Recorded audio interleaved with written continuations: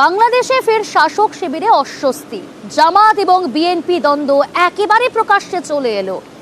এবার ইউনূস সরকারের গুণগান গাইছে জামাত, আর যা নিয়ে কিন্তু নতুন করে অস্বস্তি শাসক শিবিরে।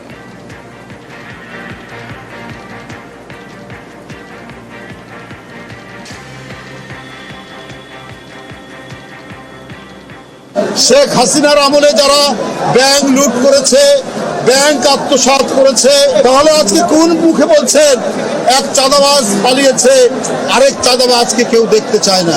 কলঙ্ক করার চেষ্টা করে বিএনপির নামে, খুব নীরবে নিভৃতে সবকিছু অপকর্মের সাথে আপনারা জড়িত।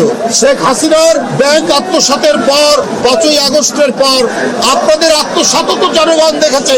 ঘোলা পানিতে মাছ শিকার করার চেষ্টা করছে। আপনারা 71-এর বিরোধিতা করেছেন। 71-এর গৌরব, 90-এর গৌরব, এই গৌরব বিএনপি। সেদিনও আপনারা শেখ হাসিনার সাথে আঘাত করে সেদিন জাননি এরশাদের কুলাঙ্গারের নির্বাচনে, কিন্তু বিএনপি সেই নির্বাচনে যায়নি। তার নেত্রী বলেছিলেন দেশের নেত্রী এরশাদের অধীনে কোনো নির্বাচন করবো না, স্বৈরাচারের অধীনে কোনো নির্বাচন করবো।